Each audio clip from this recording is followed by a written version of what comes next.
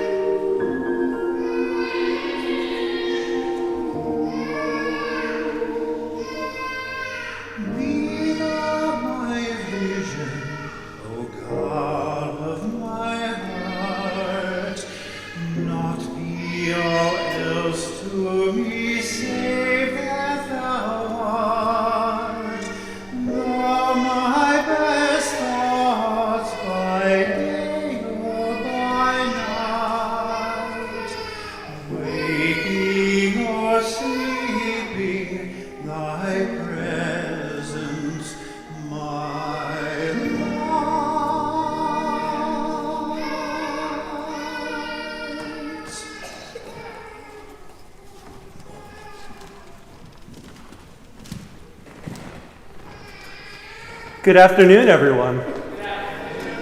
My name is Jude Geiger. I'm the minister here for community engagement. I'm joined today with our senior minister, Reverend Peggy Clark, and our magnificent music team that I'm surrounded with. I appreciate folks for applauding Reverend Peggy when she read those words, but I want to thank the baby for being the one to scream that they are mad as hell and not going to take it anymore. That is the spirit.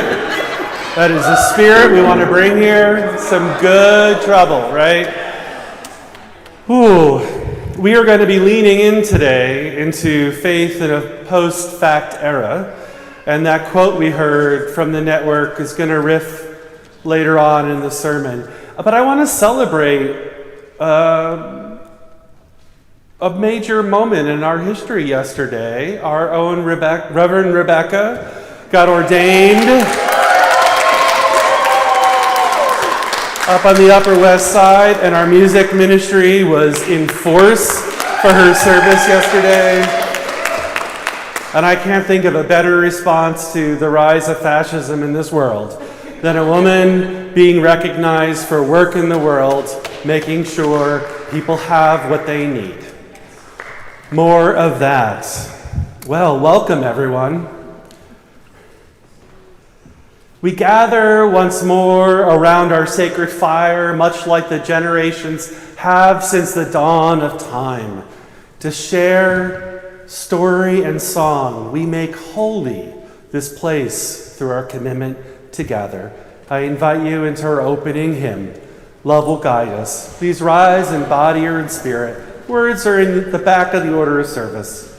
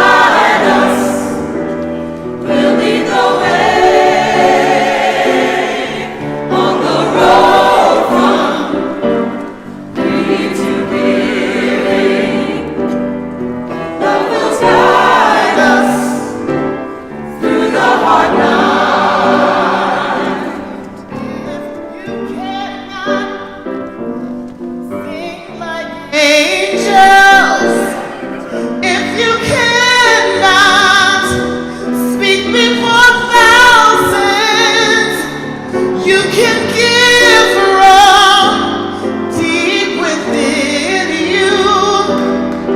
You can change the world with your love. Love has guided us. Love will guide us. Peace has tried us. Peace has tried us.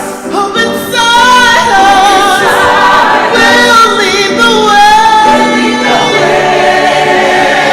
From the road. Greed to giving. Love will guide us. Through the hard night. Love will guide us. Love will guide us. Love will guide us. If we only believe this. Love will guide us. Love will guide us. Love will guide us. Love will guide us.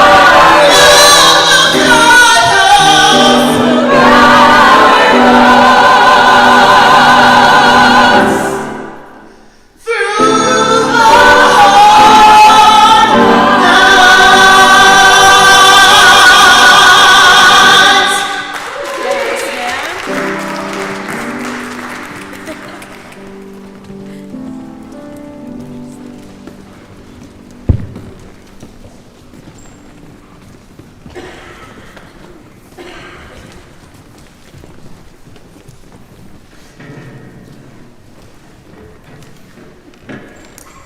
We're going to light our chalice. The words for our chalice lighting are in your program. We begin by singing.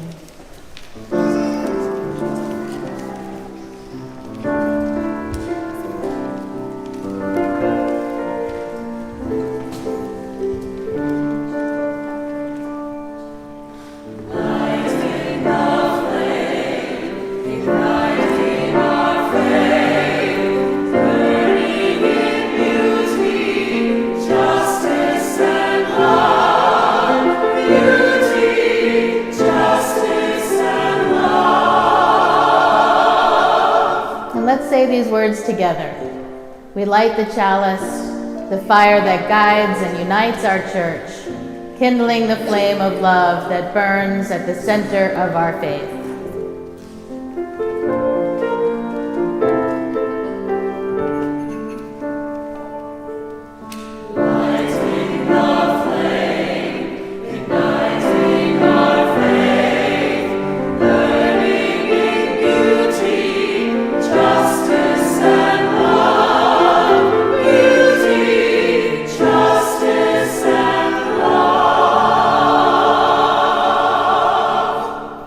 And join me now in our unison affirmation, our joint statement of faith. Unto the Church Universal, which is the depository of all ancient wisdom and the school of all modern thought, which recognizes in all prophets a harmony, in all scriptures a unity, and through all dispensations a continuity, which abjures all that separates and divides, and always magnifies humanity and peace, which seeks truth in freedom, justice in love, and individual discipline in social duty, and which shall make of all persons one beloved community. Unto this church and unto all its members, known and unknown throughout the world, we pledge the allegiance of our hands and hearts. At the center of our faith is community, it is relationship, it is the way that we love and believe and hold each other. We take this time to greet each other, not only because we're friendly and want to say hello to the people we don't know, but also because this is how we create mutual aid. This is the ground of our faith. It is our relationships with one another. And so please, let's greet our neighbors.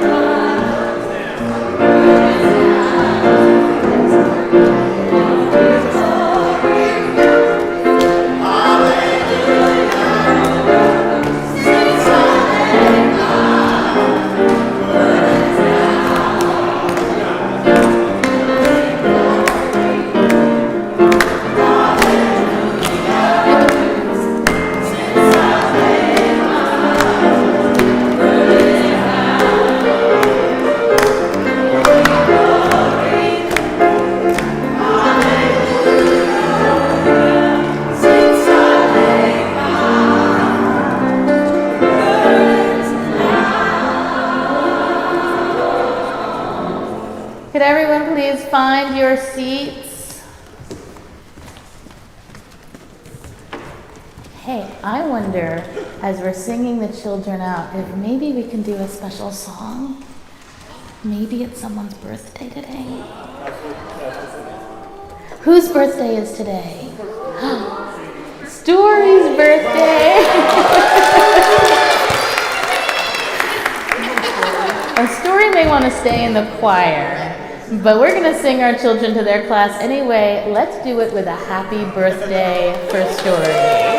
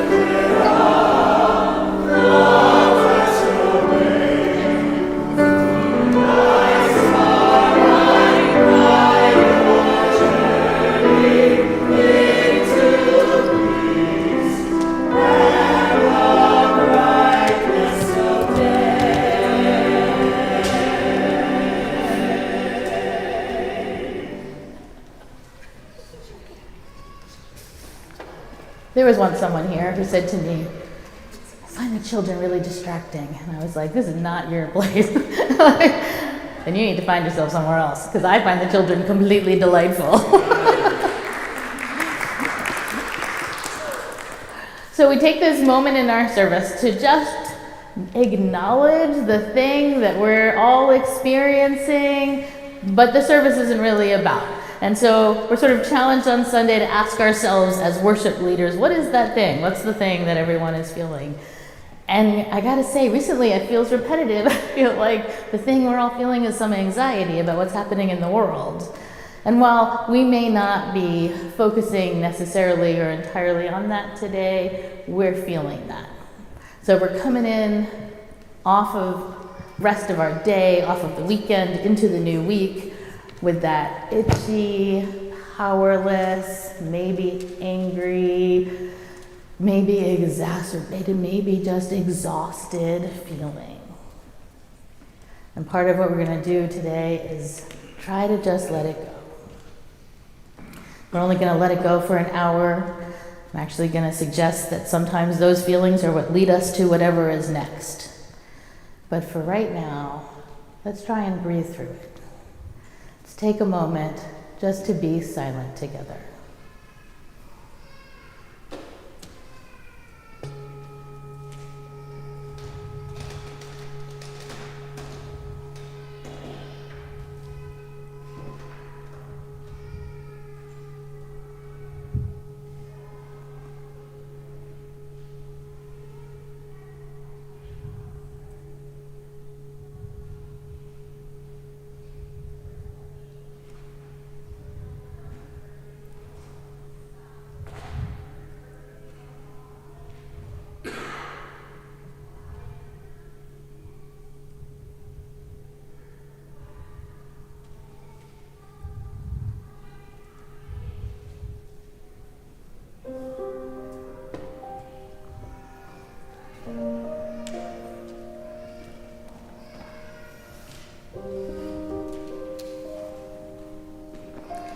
Lent is a time of self-reflection. It's a time to let go of the things that are in our way, the things that prevent us from really being awake. Each Sunday in Lent, we look at another question, something that maybe is stopping us from being our whole or our best selves. And today we're looking at all the times our fears have made us rigid or inaccessible. So let's together take a deep breath and let it out.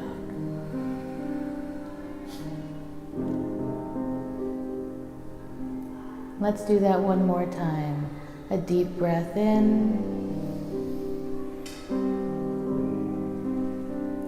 and out.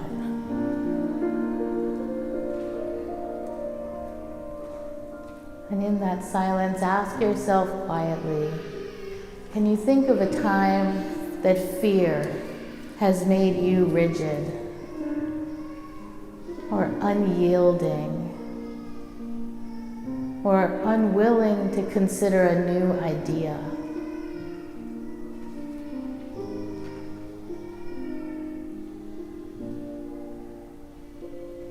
Can you think of a time your fear or your worry or your anxiety made you inaccessible to the people who love you?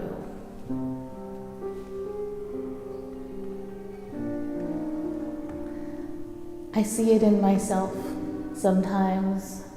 I see how I can become closed because I'm afraid.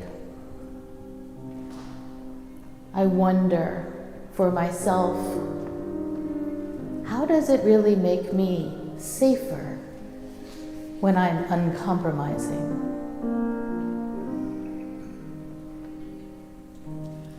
We forgive ourselves and each other. We begin again in love. We forgive ourselves and each other. We begin again in love.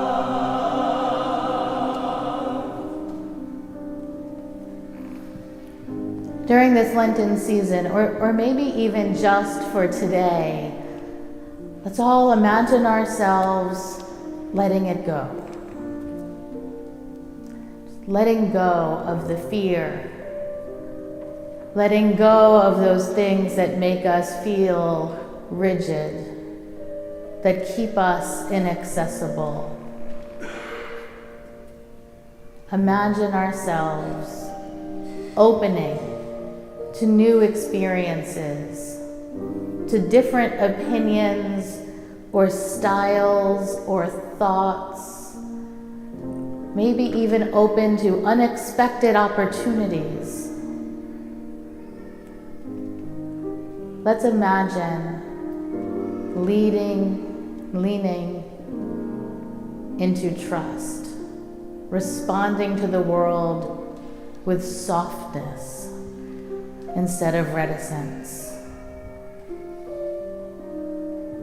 Maybe we can even forgive ourselves for all that has gone before, starting again right now, right here, today. We forgive ourselves and each other. We begin again in love. We forgive ourselves and each other. We begin again in love. As we forgive ourselves, let's also forgive those around us, those who are also afraid, who are also rigid, those whose fears also make them unyielding, critical, or emotionally inaccessible. Let's imagine forgiving them. Imagine extending the forgiveness we want for ourselves out and around whoever they are. Imagine it reaches to the person next to you, the person in front of you and behind you.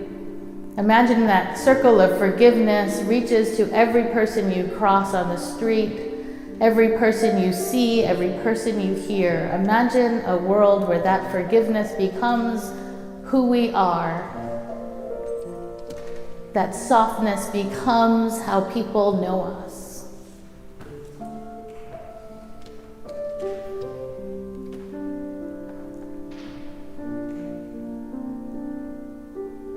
If you'd like to light a candle for your own forgiveness or for your love or hope or a prayer for someone else,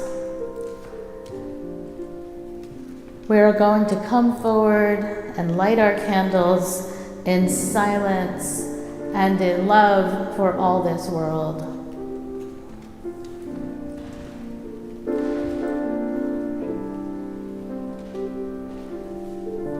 Please come. Anyone who'd like to light a candle. Your own private intentions.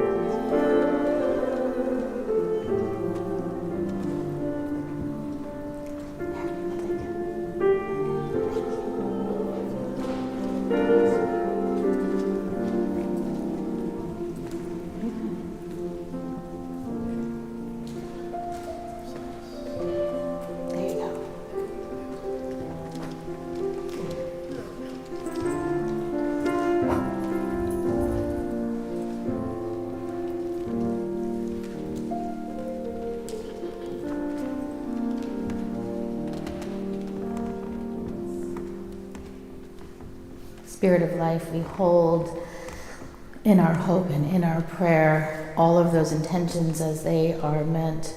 We hold all of the people who lit these candles, and we hold the fire that burns always outside of us and hope always within us. May this fire burn eternal.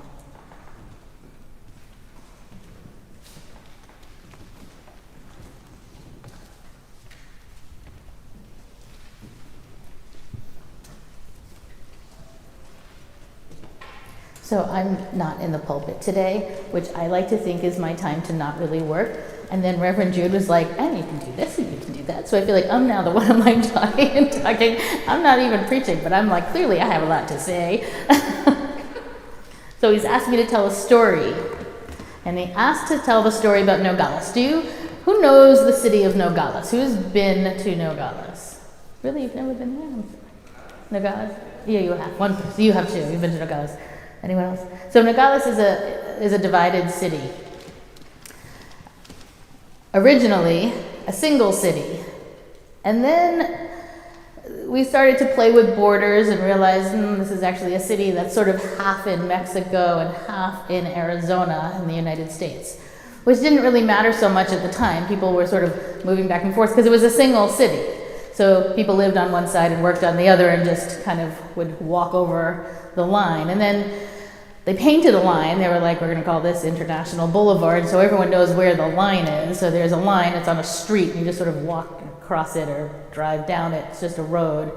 And then war kind of broke out, civil war in Mexico, and people were like, maybe we should be a little more clear about where that border is. So they built a little bit of a fence. I've seen pictures of the fence. You can just walk around the fence. It doesn't block roads. It just sort of, it's like, hey, this is where that line is supposed to be. So now there's a little fence.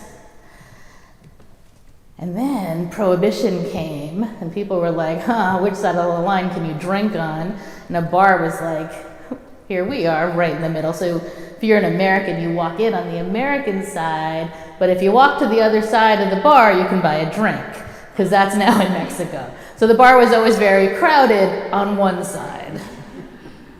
And that's how that border went. It was like that for a long time. People lived and they worked and they crossed and they drank and they did whatever they wanted to do, sort of back and forth all over the place.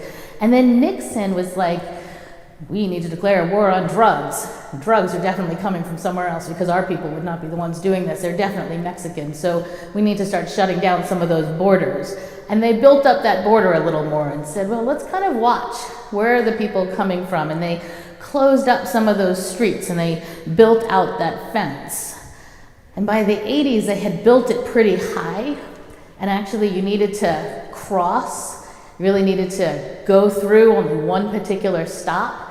And by the 90s, when I was in Nogales a lot, the 90s and the early 2000s, you actually needed a passport and you needed a reason to be going through, and sometimes it could take a long time. And by now, it actually takes a very long time to get through the border in Nogales. It's hours. You can no longer live on one side and work on the other at all. You can barely get across, like a day-long process of trying to get to the other side of the city. I think that what's interesting about this is it was fine until we started to tell this story that it wasn't fine. And we started to think that there must be a problem and a problem we can solve. And then the media and government started to convince us that that border was dangerous. And every time they declared a problem, someone had to find a solution. And the solution kept getting more and more rigid, making the passageways closer and closer, tighter and tighter, so that we became so clearly defined as an us and them in a place where we had been just we all along. We created the reality of the stories that were told to us. And I'm pretty sure that Reverend Jude is going to tell us more about the power of the story. Let us sing now. You're going to sing for us. Thank you so much.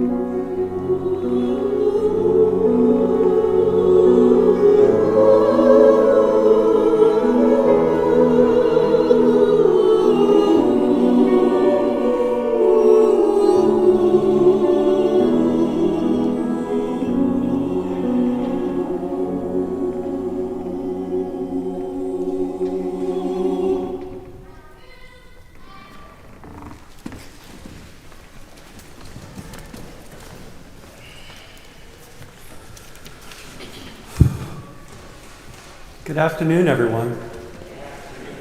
So I want to, before I start, hold in tension, I think, three things. One, we just heard from Reverend Peggy about stories and whose stories we hear, and at what point do we start that story and come to it. For those that remember the 1970s movie, The Network, I'm not going to do the real energy that we had from the lead character because it'd blow out the streaming service on audio. But they're lifting up a time in our history where it felt like all of the marketing, all the commercialism, all of the news, all the politicos weren't being genuine. Maybe we can relate today. And we're mad as hell and we're not going to take it anymore. And I'll share with you all a little secret. I don't know if I've told you, but Jude is my confirmation name. I took it, raised Catholic.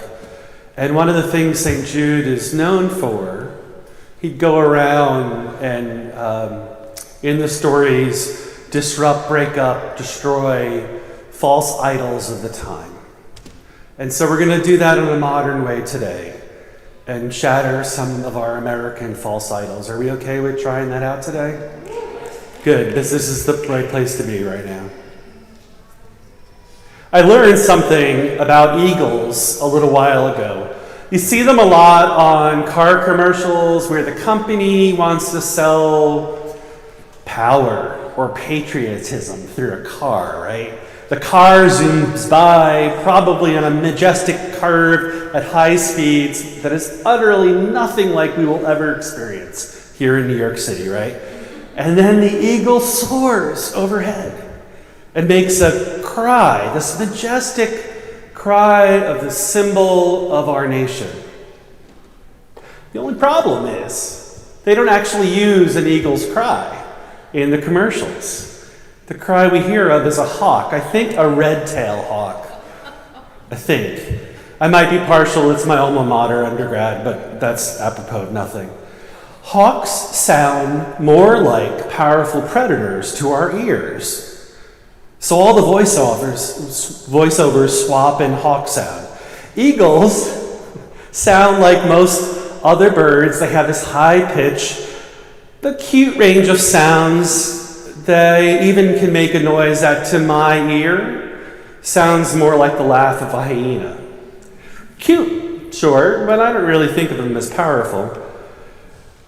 I totally get why companies would swap out the sounds to sell more cars. Power and patriotism are strong motivators for our consumerism, but it's so pervasive that it took me 40 years to learn what our national emblem, mascot, animal actually sounds like.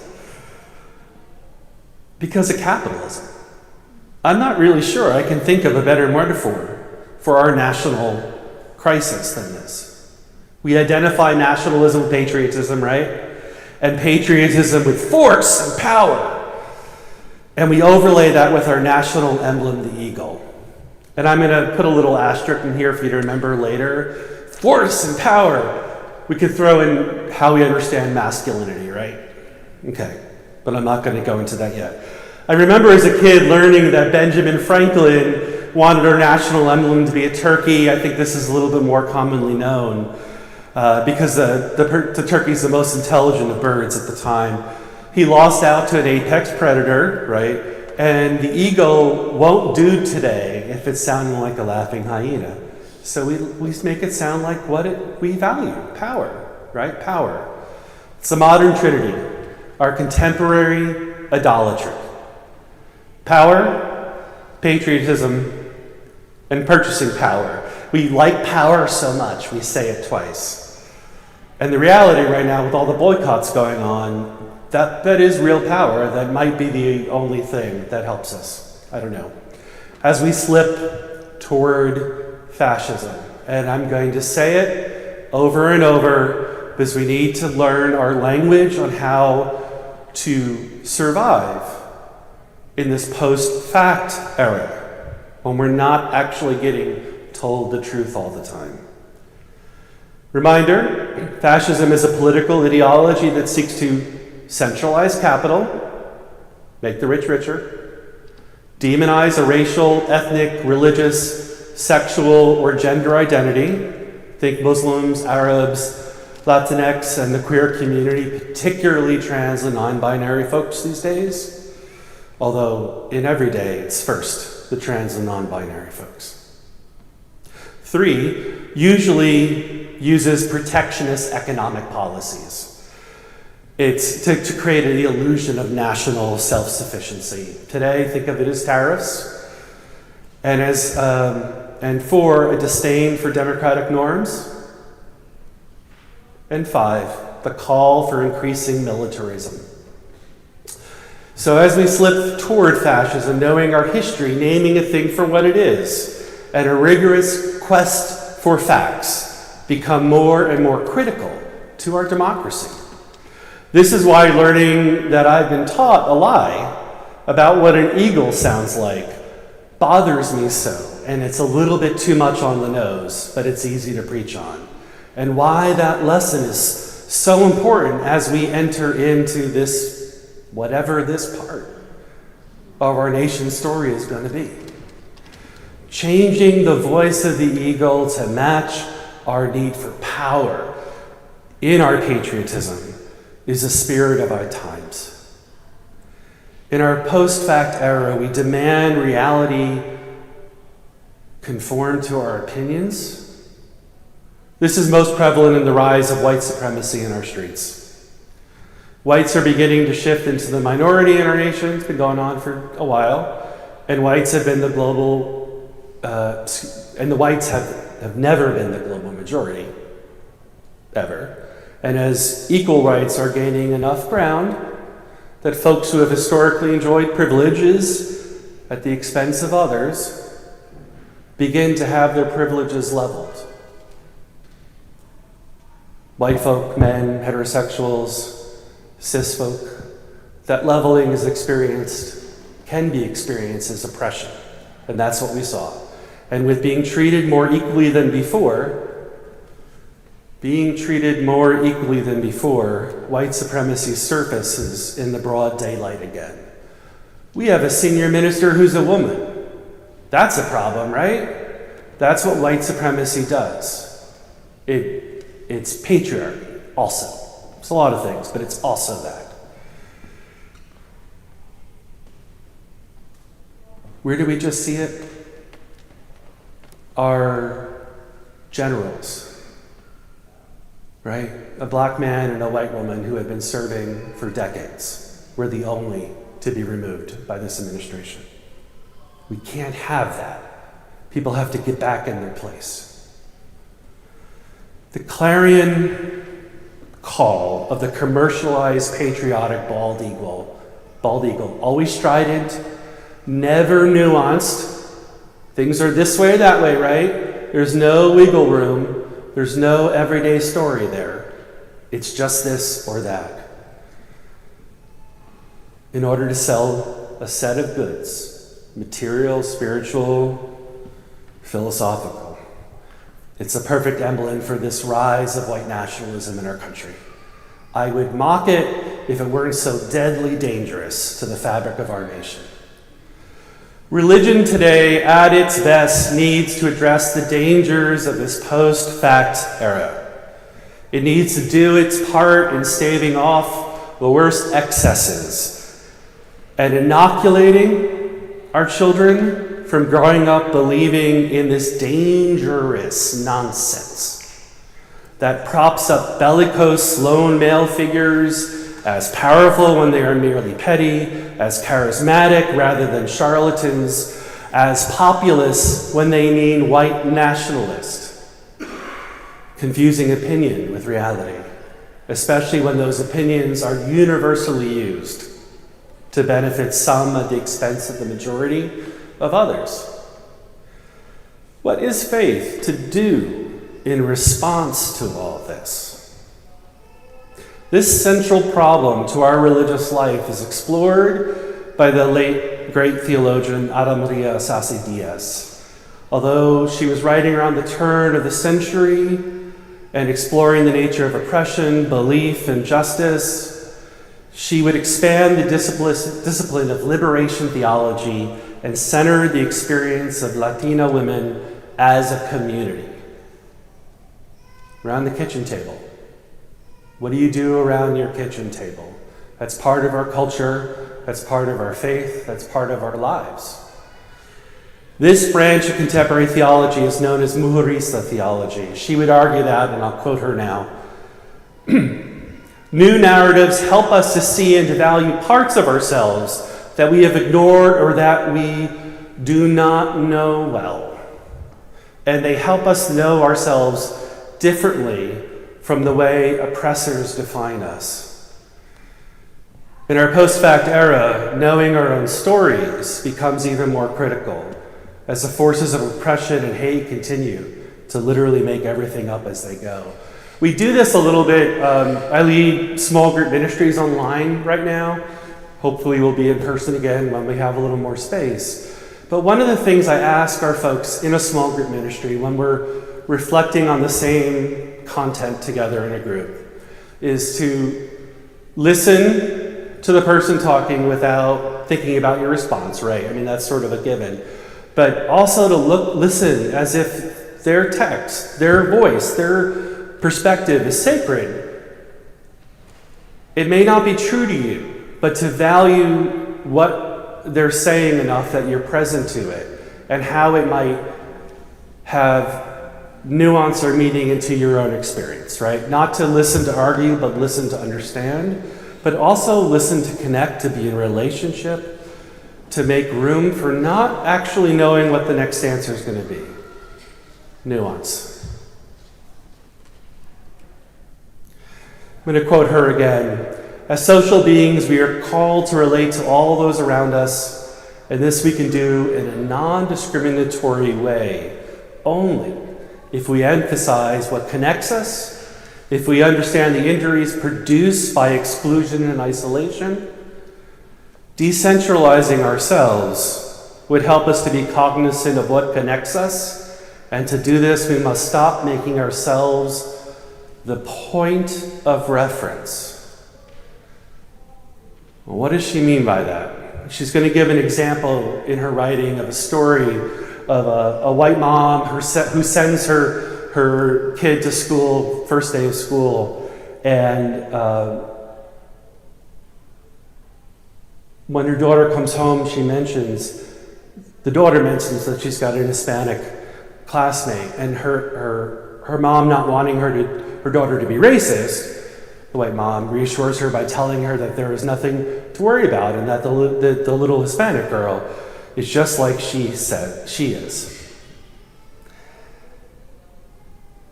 Diaz says it's very difficult to imagine that such a mother in today's society would tell her daughter, "Do not worry, you are just like the Hispanic girl." And that is what we're asking for with decentralizing. The mother's comment reasserts the centrality and normativity of the dominant race and culture. Whose stories get centered and whose stories get a forced makeover is the dominant challenge of faith in our post-fact era. Diaz is talking about race, and it's especially relevant to the rise of white nationalism here and in the White House.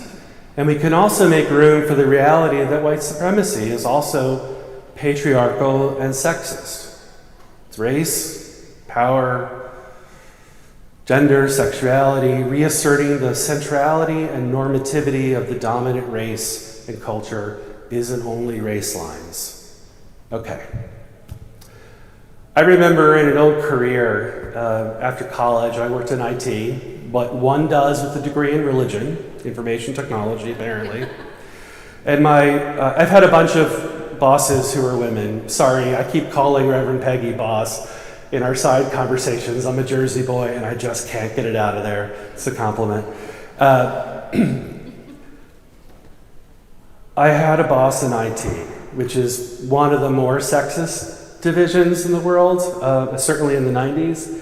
And I would go out into the field to solve a more complicated problem. I was one of those was the supervisor for the IT department, the help desk, and she ran the help division at the university. And I would be one of the ones that would go out with like high anxiety clients or really difficult problems. And I usually would be the one that would be called to for a second or final call. In those situations, when we were out together occasionally, we would both be brought out because something was a mess. And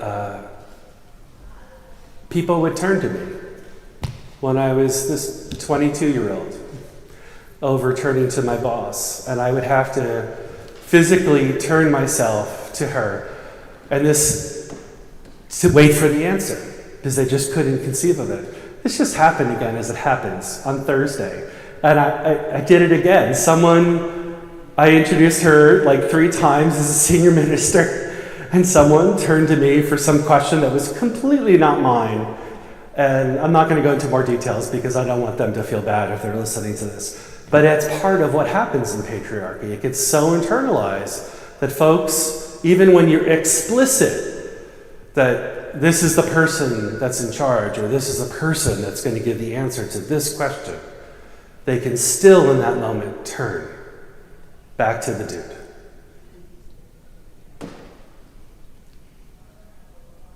Think about my godmother, who's my cousin. She died last summer at a young age, 64, 65. She was the first electrician woman in New Jersey back when she got trained to be an electrician in the 90s. And she did that for a while. She'd go out on sites, and what she would experience when she would cross the border of the job to the mall to do her electrical work, the dudes would stop her and ask her for her ID. The first day of work, the 10th day of work, the 3rd month of work. Power, who gets to belong, whose story counts. She wound up quitting the work of electrical being an electrician, and because she couldn't take it anymore, and went and got another degree, and she worked as a nurse for the rest of her life. Not that that's any easier or harder, but a life was changed by what happens at these borders of patriarchy, borders of white nationalism.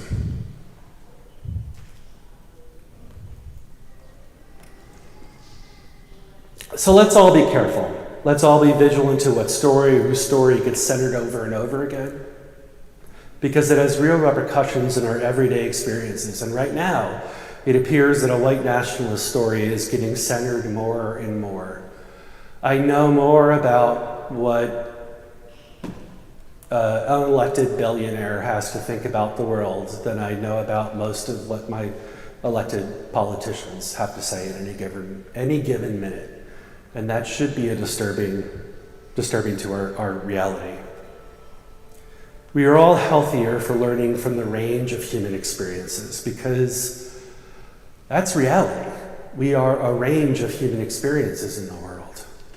We are spiritually more whole the more we are pushed to not center our own perspective as objective reality. It can be a spiritual practice to bear witness to the witness of others. Compassion for the sake of compassion, it's a religious expression. It's also the path to building the beloved community, even and especially when things are troubling. Ana Maria Sasa Diaz's theology is an especially good answer to the poison of white supremacy, where that props up an individual racial group as superior and powerful, which is a story we've heard since the dawn of time and always ends in chaos and hardship and hellscape. As sincere as the eagle dubbed over with a hawk's cry, Diaz focuses her theology on what she calls lo cotidiano. It's a Spanish word that means everyday. As in our everyday doings and our everyday strivings of everyday people. Lo cotidiano has to do with the simple reality of life, as she says, to those immediate necessities, to the crises that grassroots people have to face daily, and to the wisdom They show when in some way or other they survive. So theology, when it comes down to it, is how we make and understand meaning in our lives. Diaz is asking us to do theology based on the everyday struggles for life and meaning to survive, rather than the stories that we're being fed of the powerful and the privileged. Faith in a post-fact era is being in relationship with and bearing witness to the pain caused upon those most impacted by the degradations of power and privilege. I think about the ministry of Brother Zachary. He's leading with us with Worthy Now. Our church is literally helping to center access to the stories of the most marginalized who are incarcerated in our country through the Pen Pal ministry. Incarcerated folks, centering the needs and the stories of someone other than ourselves. I think about all the UUs across the country who join in with local rapid response networks, some that we've created ourselves, literally agreeing to bear witness and accompany an immigrant facing immigration courts right now, migrant courts, centering someone else's story. And in the act of bearing witness, not only are we helping someone feel less alone and lost in our system, not only may we understand something better than we did before, but facts also show that judges rule more favorably toward immigrants who have connections to the community. Us showing up and witnessing actually has power in our legal system still. Faith in this post-fact era may not be able to argue our way to people believing facts again or you winning an argument. But we can do our part in reknitting community by bearing witness to people and their everyday struggles. That might mean pausing ourselves in every or any moment when we're about to argue with somebody about something that we feel very strongly about to look for pathways to connect. We may not be able to argue our way through any of this, but maybe we can be the models for the world we want to create. Amen, and blessed be.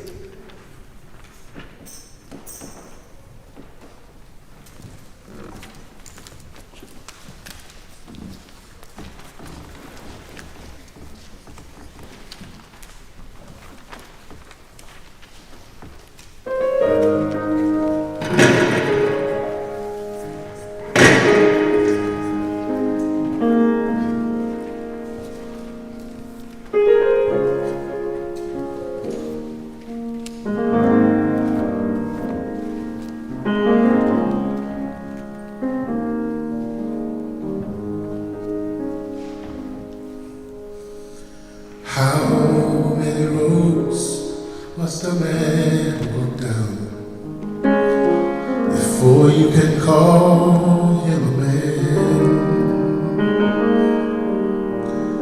How many seas must a white dove sail before she sleeps in the sand? How many times must a cannonball fly before they're forever banned? The answer, my friend, is blowing in the wind. The answer is blowing in the wind.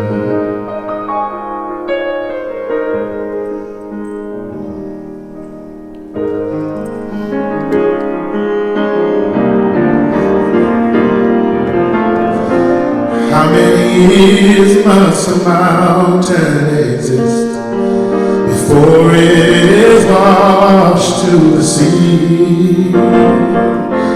And how many years can some people exist before they're allowed to be free? Yes, how many times can a man turn his head, pretend he just does not see. The answer, my friend, is blowing in the wind. The answer is blowing in the wind.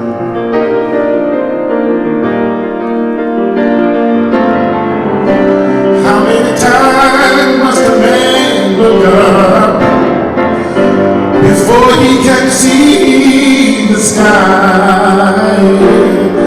And how many years must one man have before he can hear people cry?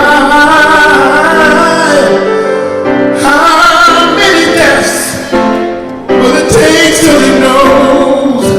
How many deaths will it take till he knows? How many deaths will it take till he knows? Too many people have died saying the answer, my friend, is blowing in the wind. The answer, my friend, is blowing in the wind. The answer, my friend, is blowing in the wind. The answer is blowing in the wind.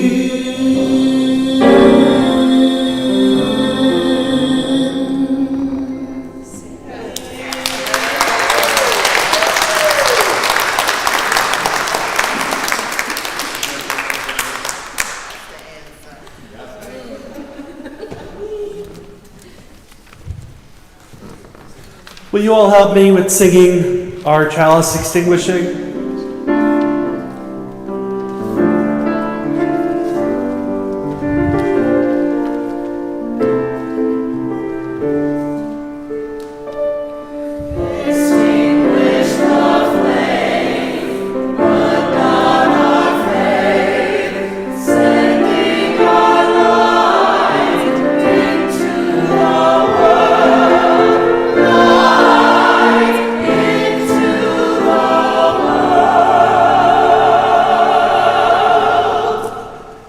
For those who see God, may God be with us. For those who embrace life, may life return our affections. For those who seek a right path, may way be found and the courage to take it, move by move. For this is the day we are given. Let us rejoice and be glad in it. Amen.